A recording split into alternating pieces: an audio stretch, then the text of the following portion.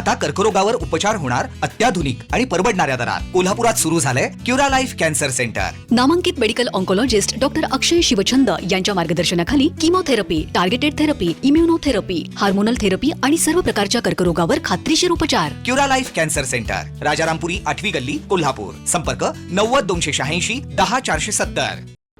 गंजीमाळ परिसरात वाहनांची मोठ्या प्रमाणात तोडफोड, नागरिकांमध्ये भीतीचे वातावरण।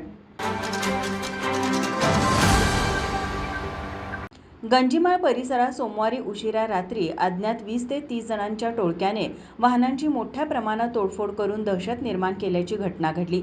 या प्रकारामुळे परिसरातील नागरिकांमध्ये भीतीचे वातावरण निर्माण झाले आहे। मिळालेल्या माहितीनुसार रात्रीच्या सुमारास आलेल्या या टोळक्याने रस्त्यालगत उभ्या असलेल्या अनेक चारचाकी व दुचाकी वाहनांच्या काचा फोडल्या, तसेच वाहनांचे मोठ्या प्रमाणात नुकसान केले।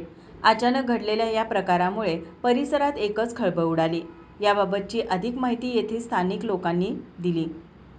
जय भीम तरुण मंडळ चौक ते राजाराम चौक, राजाराम चौक ते शेतकरी संघ गौतमंडी झोपडपट्टी परिसरापर्यंत सुभाषनगर जवाहरनगरमधले 18 ते 25 वयोगटातील काही तरुण हातामध्ये येडके वगैरे शस्त्र, काट्या घेऊन 8 ते 10 ते 11 टू व्हीलर गाडीवरनं तिब्बल चौबल सीट पोरं 30-35 पोरांचा ग्रुप या राजाराम जय भीम तरुण मंडळापासून गाड्या फोडत राजाराम चौकापर्यंत, राजाराम चौकापासून शेतकरी संघ ते गौतमंडी झोपडपट्टीपर्यंत गाड्या फोडत गेले।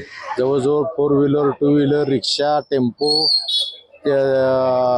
स्कॉर्पिओ, स्विफ्ट अशा मोठ्या गाड्यांचं नुकसान त्यांनी काही कारण नसताना सर्वसामान्य कुटुंबातल्या रस्त्यावर लावलेल्या गाड्या काही कारणानं फोडून त्यांचं आर्थिक नुकसान केलेलं आहे। आणि ही गुंडगिरी सुभाषनगर जवाहरनगरपासून गंजीमाळच्या राजाराम चौकापर्यंत येऊन आमच्यासारख्या सर्वसामान्य लोकांना वेठीस धरून आमच्या लोकांचं नुकसान करून ह्यामध्ये पोलीस खात्यांना आम्ही त्यावेळेस लगेच रात्री एक घटना घडल्यानंतर पोलिसांना कळवलं। पोलिसांच्या गाड्या म्हणजे राजवाडा पोलीस विभागाचे निरीक्षक लोंढेसाहेब, DYSP प्रिया पाटील मॅडम, सर्व त्यांचे सहकारी, पोलीस इन्स्पेक्टर, त्यानंतर पोलीस सर्वजण ह्या ठिकाणी येऊन तातडीनं या ठिकाणी बंदोबस्त लावून गाड्यांची सगळ्या चौकशी करून पंचनामा वगैरे करून काही पोरांची नावं निष्पन्न केलेली आहेत।